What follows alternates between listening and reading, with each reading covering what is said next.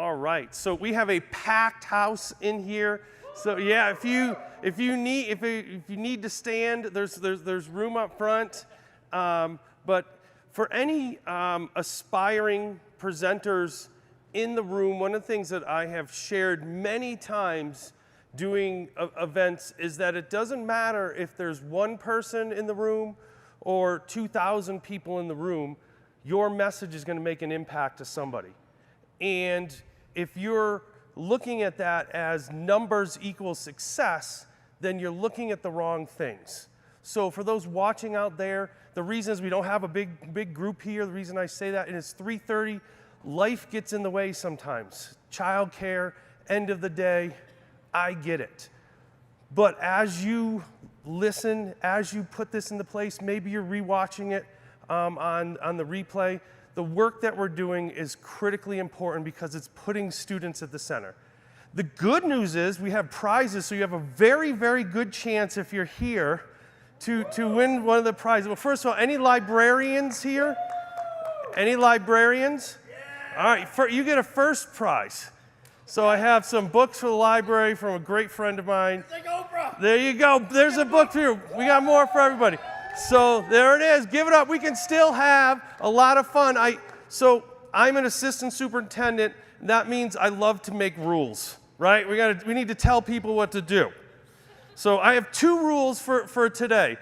It's not a monologue, number one, especially with the group that we have up here in the front. I'm going to have your opinion. We were going to have like turn and talk and questions, but we're just going to do that in live time. The second rule is if you have a question, I do not like for people to wait 50 minutes from now to ask a question for 2 reasons. One, you'll probably forget, and 2, it won't be relevant to what we're talking about 50 minutes from now. Just interrupt. It's okay.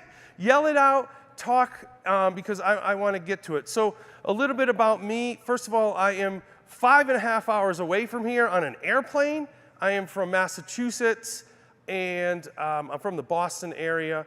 And the reason I'm here is because of people. The first thing that Matt said when he came up here is conversations, and I was fortunate enough to have conversations with some great people to share about this event, and I'm thrilled to be here, be a part in any capacity. My actual job is I was a 3rd grade teacher. I was a 5th grade teacher way back when. I'm a little older than probably everybody here. Then I was an okay teacher. So usually what happens next is they make you in charge of the entire building. So then I became a principal. And through that time, I had some great experiences and went back to Boston College and got my doctorate in ed leadership. And then, the next step is you go to central office. There was sound effects, so maybe just a note, there will be some videos coming up, so we'll have the sound going. But having the sound is just giving you the noise of, think of the Darth Vader song, because when you're in central office, that's what often teachers think, and that's not necessarily the case because I get to do so many great things. I work with all our schools. We have 21 schools, and I get a chance to work with our elementary students. That was me as a principal on the left. I work with our high school students. I get to meet interesting people. I'm the assistant superintendent, you can see there, and I get to come here with you and share. So I'm incredibly fortunate and believe in what I do. So the first thing is we're going to talk about, I know this is a tech conference, and we're going to talk about innovation. However, when we think about any elementary teachers here, sometimes, did anyone remember this? Do you remember this in their classrooms? So we talk about innovation as AI and tools and all this. Well, as an elementary teacher, this was pretty innovative. Just put a string there, right? It got the thing down. Innovation sometimes can get in the way. Hey, Rika. Rika. Yeah, what's up? I just wanted to let you know that I sent you an email. It's pretty long, and I don't want you to miss it. Yep, I'm just going to finish the sketch I'm working on, and then I'll read it. Rika? Oh my God, Jesus. Okay, what? You scared? Sorry, I'm just following up about that email. Uh-huh, I got it. Okay, and you're aware You know that it's a very somebody long email. in your life like me this, right? Wonderful. Ralph? Hi, I'd like you to help me get Reka to check the email I sent her. What? Why? Yes, I just sent you an invitation to a reminder to check in with Reka. Did you get it? Yeah. So technology is not always innovative. So we have to remember that too. And then we talk about AI, right? Oh, AI is so innovative. Well, sometimes it can be like my little sister. It tries to guess what I'm going to say. And this is not my search, but I did research like some search features. So this is what AI thinks the next words are going to be. I don't know, I don't think that's what I was going to type. And then if it wasn't one of those top choices, maybe it was one of these choices. I don't think that was going to be my next words either. So if we have to go down to choice 5, 6, 7, I don't think it got any of them right. So we have to make sure that when we're talking innovation, that we know both sides of it. Because in our profession, I've been in this side of education since 1993 in many roles. There are so many buzzwords, and there's new ones every year. I also think innovation's a buzzword. Because if we don't have the foundation for what innovation is, then it's just another word like the last words that we saw. So we're not going to take 2 minutes and talk with your neighbor, but I'd love to hear, if I said to you, what is innovation, what's your definition? And you can just yell it out. Making something better. Making something better, okay. There's no wrong answer, like this isn't a test. Trying something new. Trying something new, all right. Thinking outside the box, I like it. Wonderful. It doesn't, I don't want to say it doesn't matter, because it does matter, but what it means is if you have a definition for it, share that with the people you work with. Because a lot of things that we have commonalities with words have different meanings. So when you define innovation, you're able to share with others because things evolve. I won't ask you to raise your hand and see how many of these you've used because I've used them all in my life, used them all, I like it. Things evolve, there's innovation all the time. If you would ask me what's innovation, I want to make classrooms as dynamic as the world around us. That's my definition so that as the technology changes, my goal and definition of innovation does not. So when it looked like this, it was innovative to bring in CDs and to have music, or now to bring in iPods or bring in whatever the latest tool is, my definition of innovation doesn't change. I'm really consistent. So my first district role was the director of innovation. And I was the director of innovation for a district of about 10,000 students, and they wanted to take someone after being a principal and say, why don't you run the ed tech? So they walked me into this room, they showed me this is an actual picture, and they said, we are going to be the most innovative school in Massachusetts. This was in 2016. And I said, why? And like, we had all these laptops. And I'm still like, I'm a jerk in the sense of like, this, what are you talking about? And as my great friend Adam File said, who unfortunately couldn't be here, one of his famous lines that I always edu-borrow from him, that one-to-one's just a math problem. We literally just solved the math problem. We had 3,000 middle schoolers and we bought 3,000 laptops. We're not any more innovative or creative because we have devices. So they didn't like that because they did ask me that on camera in front of the school committee. However, when I went to college, I went to Springfield College and I got one of these when I checked in because we had one computer lab and we used this. If I brought this to a high school today, what would they say? And we didn't even talk, because that's what they said to me. Right? Like, they don't know the hardship we had to walk to the computer lab at Shoe Hall in Springfield College. So we have to evolve. When we talk creativity, we talk innovation, we have to evolve. Because, well, this was a recent news story.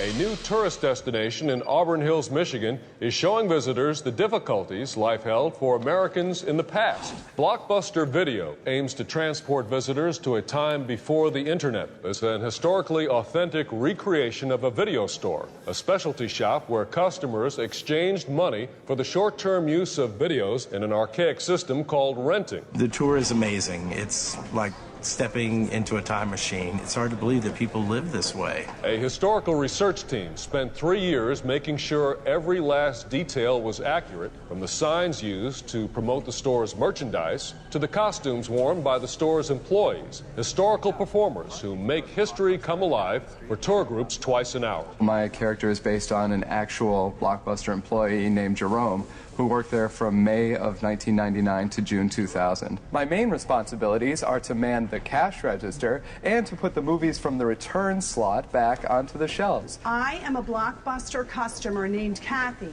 2 times a week, I travel 6 miles to rent and return videos. Oh, look, we're in the comedy section. What's so poignant about this time is the uncertainty. When you get to the Blockbuster, are they going to have your video? Did someone else rent it? Is there going to be a line? Are the alarms going to sound when you walk out the front door? It was very difficult for the people that lived during this era. Actors say their job is to create a historically authentic experience. Yes, we have it, but our only copy is currently checked out. After the organized tour, visitors are allowed to move around the store, exploring the so-called living museum. It's really amazing that people had to go through so much just to get a movie. Blockbuster joins a growing number of historical tourism sites, including Buffalo, New York's recreation of Virgin Records music store and Iowa City's Borders Bookstore Museum. So obviously that is satire, but I had a Blockbuster card, and looking around the room, a lot of you probably did too. And other professions evolve. I mean, I flew here from Boston, and there was a little issue on the plane, and they were able to fix it, reroute us, get here. It just happened. I don't know how, but professions evolve. Airline travel, medicine, education. Like, are we evolving at the same rate as other professions? Are we still teaching like we were in the Blockbuster era? I don't know. I don't know any of your roles, but we have to think about that. So does anyone know who the first governor of Utah was? Well, Brigham Young. It is not correct. Who did you say? Millard Fillmore. I don't know. So here's my question. Why are you all guessing? Like, seriously, why are you guessing? If you type that in, you would get the question. Brigham Young was the first, but not the first governor, because the state of Utah was admitted to the Union on January 4th, 1896. You know how I know this? I asked the Google machine. The answer's right here. Jeez, thanks for, if you're here, there's only a few of us, at least follow along. Like, come on. Or just yell out random stuff, just for, there you go. All right, you get a book and you're like, I'm just gonna do whatever I want. It's screw the big screens. I'm gonna say something different. But that's okay. Maybe I'm not right. Maybe I just threw that in there. Maybe the Google machine's not right. All right, one more challenge. Name the song.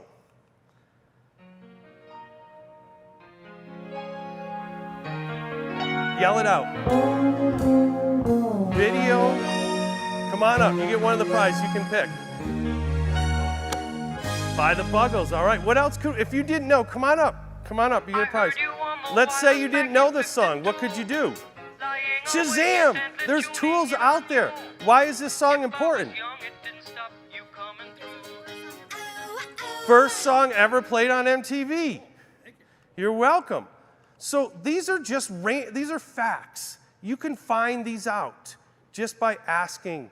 The time to guess is over. Agree with it or not, I'm not here to say I agree with all of it. It's just factual, because if a kindergartner can ask Alexa for the answer, it's not Alexa's fault. It's not Alexa's problem, it's not the kid's problem. We need to ask better questions.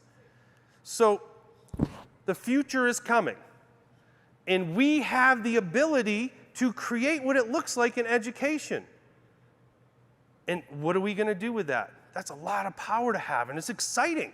So I talk a lot about, and what we're going to share today, is just a little bit of how to get there, how to move from participation to engagement, how to get students active in what they're doing, how to move from students will be able to whatever, to students did these great things.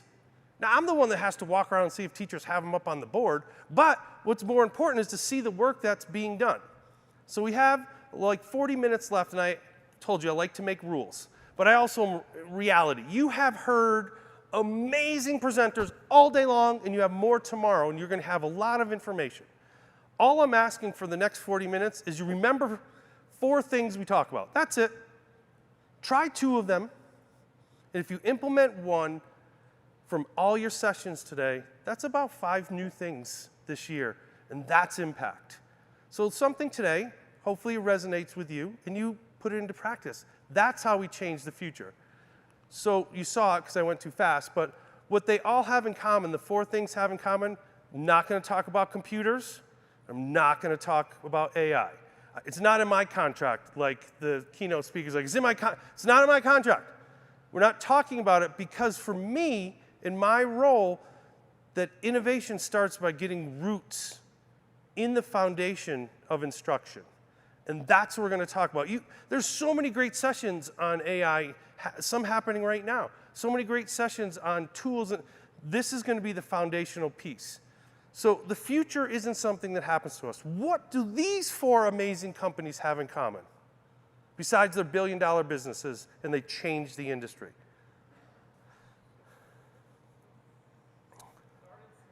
They definitely started small, and somebody had to put a suit on, walk into a room of investors, and ask this question: what if? And the question was, for us with the Blockbuster cars, what if we picked up a stranger in a car? They said that out loud. And someone doubled down on that and said, oh, whoa, what if we drove that stranger to a stranger's house? These things had to be said out loud, and they changed the industry. Why can't we do that? What if students taught once a week? Not earth-shattering idea. I didn't get this from BC doctorate degree. This is just common sense. What if students taught? They would retain the information a lot better, and their buddies would listen to their friend. They might heckle them after, that's just how it is, but they could do that. Why aren't we launching classroom blogs versus 5-paragraph essays? We all have them. We all have access to a blog right now. It's called Google. Google Docs is just a website. It's really all it is, in an enormously complex way that I would never be able to tell you how it's done. However, it's a website. And if you brought everyone's Google Doc, shared it to one, I don't know, Google presentation, Mr. Joseph's blog, Matt's blog, Kim's blog, Susie's blog, and you just linked it, you now have a blog that grandma in Florida or wherever can see it. All right, how about this one? What number doesn't belong? You can yell it out. 73. Why 73? It's 2 digits. 12. Hold on. You've already yelled out 1 wrong answer. What's your name? Dustin. Why is Dustin wrong? Because he said 73. He's not wrong. Well, why are you right? I just saw something different. Well, let's hear it. It's an even number. 7, 12 is even. The rest are odds. All right, so we have 2 right answers. Oh, we got another person that says these 2 are wrong. Go ahead. 63, they said already. Nope. Why that one? They add up to 11. The other one's all out of 10. Oh, okay, awesome. And obviously I'm not going to have 3 without the last one. Why does the last one not belong? Only one with a 0. It's a palindrome. Only one divisible by 5. Why aren't we creating questions with more than 1 answer? And having if this was a math class, we could have talked about this with middle school kids for 15, 20 minutes as a lesson opener. I don't know. You're the experts in the classroom. I was a good teacher, so they put me in charge. You're good teachers in the classroom. So the first thing about creating a culture of innovation and creation is asking what if. Change the way we plan our lessons. Change the way we think about learning and ask what if. Operate your class, your schools, your district like a startup CEO. You'll see a huge difference. All right, please don't yell this out, please, but just make a note. Make a note what you notice. So, as we've established as a kid of the 80s, if this was my math problem, it would go home and go on the refrigerator because I got an A. I got an A. I got 9 out of 10 right. That's awesome. Are we celebrating that? Or are we like, Matt, you got one wrong. You need to do the times table 75 more times at home tonight. I got an A. Let's focus on that. Do you know what this is?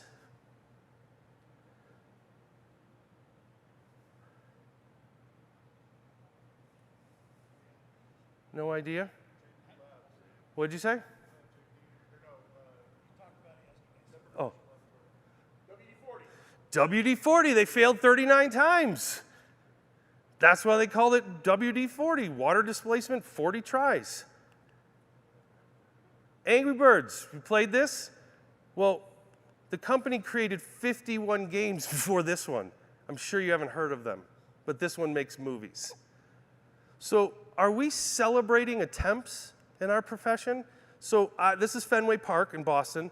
I did a Spartan race. If you don't know what that is, it's where you like go through challenges. My favorite part of this, when I was checking in, and they said, oh, the volunteer tent is 2 doors down. So I said to the guy checking me in, I was like, listen, I'm okay with you saying that. I'm going in regardless, but I don't think you should say that to anyone else that comes to this door because we're going in to participate. So I completed it. It was great. It was a lot of fun. It took me 1 hour and 46 minutes to do all 20 challenges. And I placed almost dead last. Almost, you can laugh, like 5,007 out of 5,304. My goal was not to win this thing. I saw these people without their shirts on, they're like, whoa, that's an athlete. I hope I'm not anywhere near this person. I wasn't after about the first 5 seconds. But it wasn't about that for me because I got the same medal as the 4th place person. Top 3 got cool things. 4 through 5,300 got the same medal. And I completed 94% of the tasks. So I got an A. So the second thing that we're talking about is celebrating attempts. The more you try things, the more you allow students to try and build things, the more they're going to be creative. The more they're going to try again. The more we're out of the way for students to have that creative mindset. So celebrating attempts is so empowering for students. If I walked out, so I walked in, and they were like, oh, you look like you are a volunteer. For me, that doesn't bother me. It probably bothered a lot of people. Walking out, I had the medal on, and they high-fived me. Same person. Same person. They were celebrating attempts. Like, good for you. Congratulations. I've signed up for 2 more. Why? Because I was so empowered leaving. Like, people were psyched. Finished almost last, but that's okay. That wasn't the goal.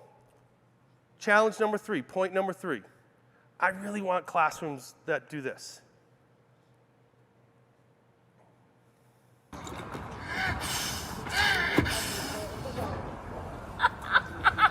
Like, why can't our classrooms like that? You got bubbles. It's not, you can give them $1 million.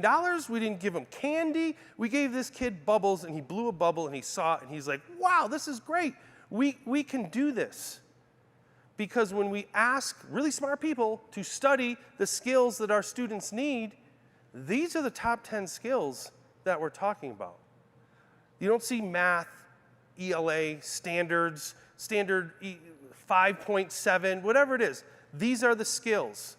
And if we're creative and allow students to create, they're going to be successful. The people that are getting in the way are ourselves sometimes. Are the principals out there? Are the superintendents out there? Trust me, I'm in that seat. So that's why I love to come here. I love to talk to a room full of people. I'm talking to the math superintendents at the end of the month because we have to change the way we think, and we have to help students learn how to think, not what to think. Because the more we empower students to have critical thinking, the more we empower students to have choice, the more they're going to retain And if there is that time that we do have to take an assessment or there's a challenge, they have the skills to overcome it because they can think. So the third thing is working with students to teach them how to think. Critically important. It sounds silly, like it's a little nuancy, but when you break it down, it's really important.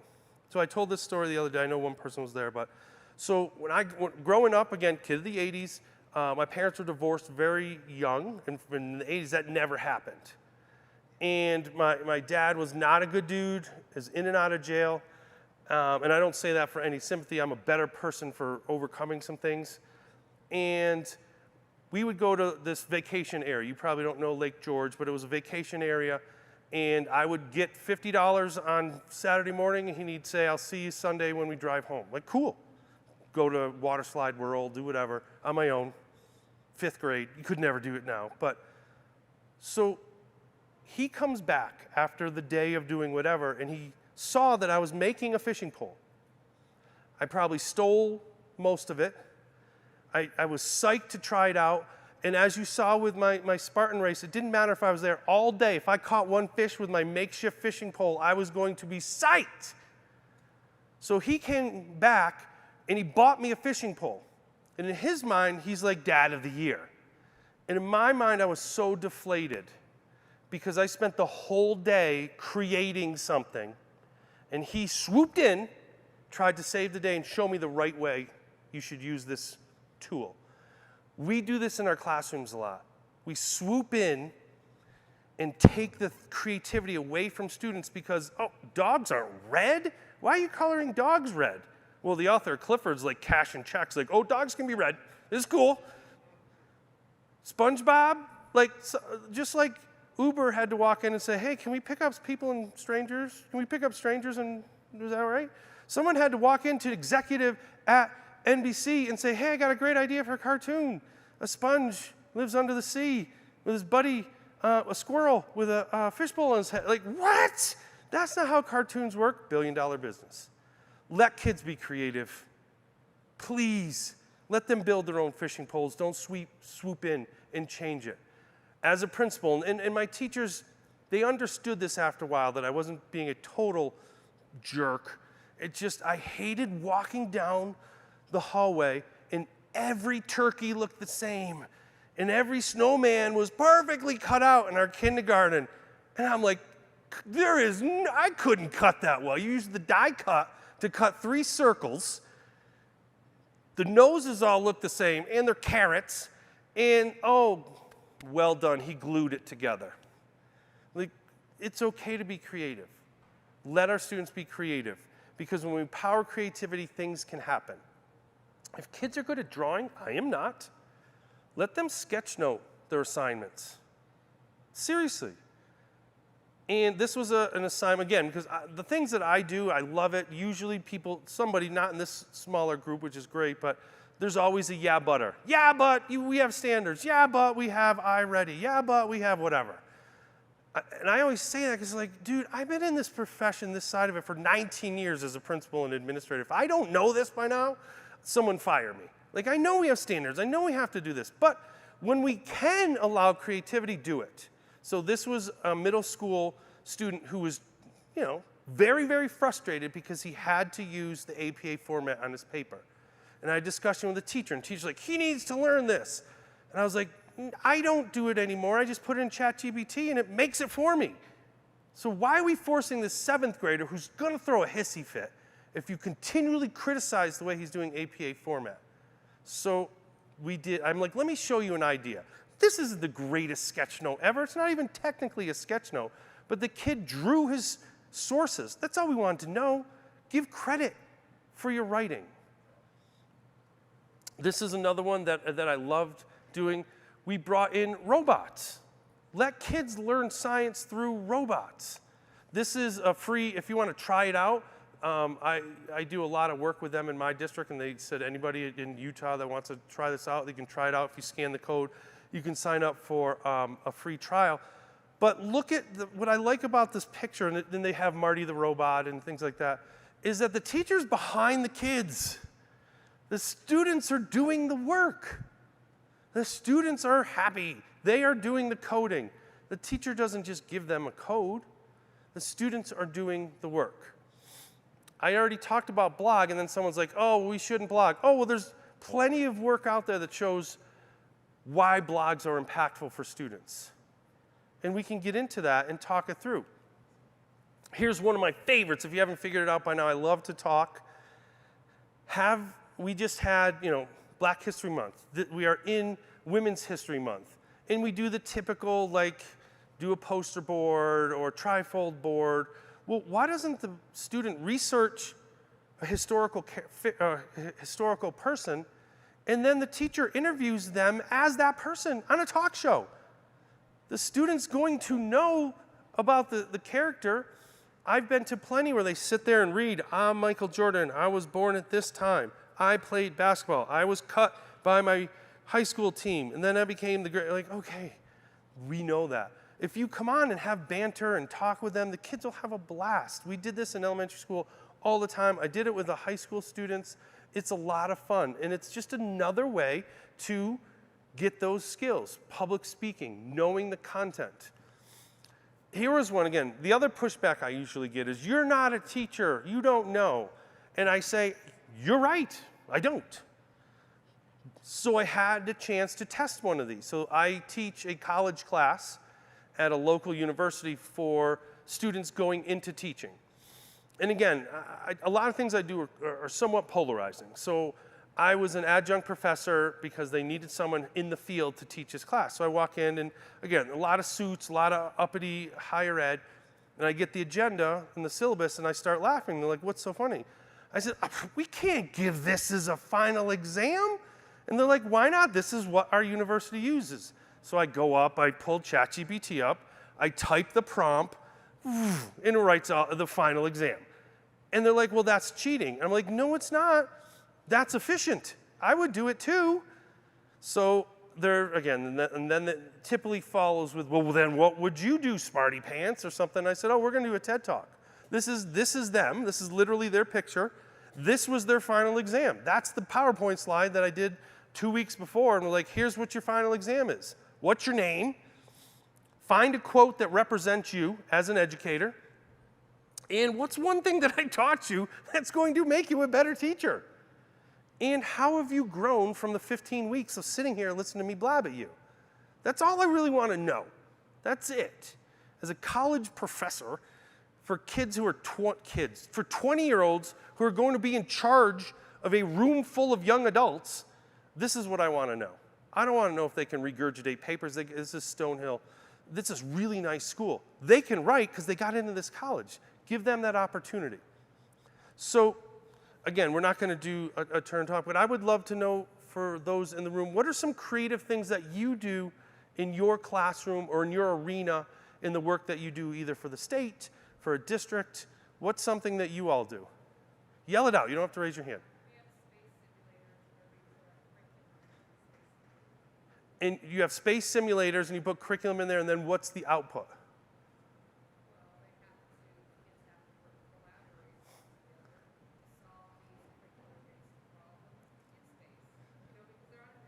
Sure.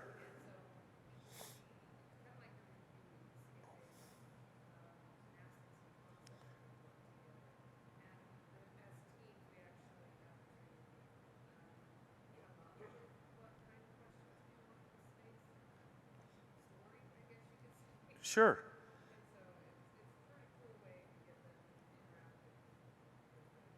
Awesome. That is great. Thank you for sharing. What's your middle school science teacher, high school?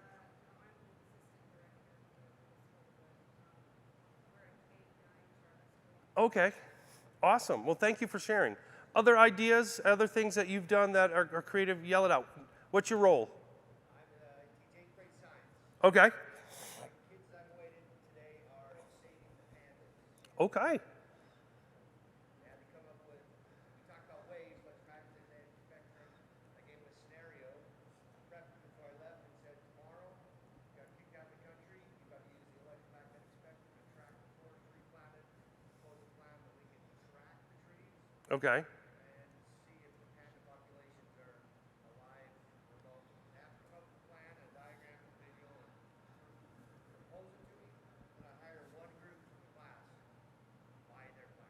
That's awesome. Good. That's a great activity. And there's hundreds of them. That's what we should be focusing on. The creative things that we do. That don't be insubordinate. Like, don't go off the rails and do something you're going to get in trouble. However, there are things that you can do in your class that breed that creativity. And when students are able to create, any of the apps that we talked about, any of the things that have changed our society or changed business comes from creativity, comes from celebrating attempts, comes from asking these questions. So we have to do that in our profession as well.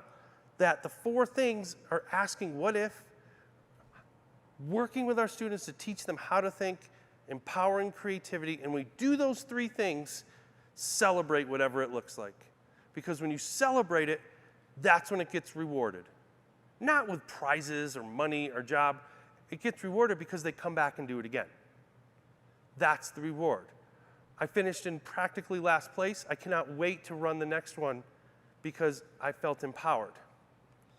So this was, I'm going to end on this in a little bit. So this was my group for Boston College when we finished our dissertation. So the way our group went, for those who've been through it, we didn't have to write them individually. We did a group dissertation. We each had our own kind of lens on a singular problem. Ours, we were studying job satisfaction. And for me, I studied school culture. How does that enhance job satisfaction, having a great school culture, and so forth. We were all type A personalities, and we were having trouble working together because we just did. Because we all wanted the last word, or we all thought we were right, or we all wanted to do the research our way. And we took a step back and we're like, all right, we need to commit to something. We don't need rules. We don't need, what are we just going to commit to and have shared responsibility? And this is literally what we came up with. We had, a meeting and we came up with this. This is what we committed to. So what I'm asking you today is, what are you going to commit to? What are you going to commit to from either this session, the sessions you work with? Because on Thursday, when you go back to your actual jobs, if you haven't changed, this was not a good investment of your time. The only way we change the future is by taking what we learn, committing to trying some things, and putting them into practice. So thank you so first of all, for those who didn't get a prize or a book or whatever, I have plenty more, or at least enough for the people who are in the room who didn't. Before you leave, if you want one, come up and get one. I have more in my bag if we don't have one. So if you didn't get one, take one. So one is this, my most recent one, Always Stop at Lemonade Stand, Empowering Student Independence. Talks a lot about activities to essentially do what we are talking about. This one is school leadership stuff, Stronger Together. How to create collaborative schools as well. I think there's one more of Mackenzie's venture. Feel free to take those. And if you need anything from me, it's been a huge pleasure to be here. I'm going to be at the dinner, and I'm going to be here tomorrow too. If there's anything you need from me, I don't just come here because I want to talk to you. I believe in this. I'm at the tail end of my career, but the way I can change the future is give back, sharing all the stuff that I've done, not succeeded, done, some failed, some worked, some kind of worked, and to be a partner in the work with you. Because when I leave here, I go back to work too. I'm an assistant superintendent. I'm in it every day. I'm going to be Thursday morning at a school welcoming students back in. So if there's anything I can do to support your work, I'm happy to do it. That link is the session material from today, actually the session material from the coaching session that I did as well. Today as well, this afternoon at 12 something.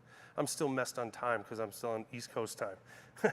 So thank you for coming. Small group doesn't mean it's not impactful. Take something away, remember 4 things, try 2, and implement 1.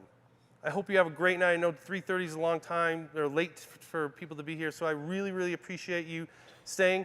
Come on up if you didn't get something. If you did and want to sneak a second one, that's fine too. Come on up, and thank you for sticking with me for the 40 minutes we were together. Have an awesome rest of the day.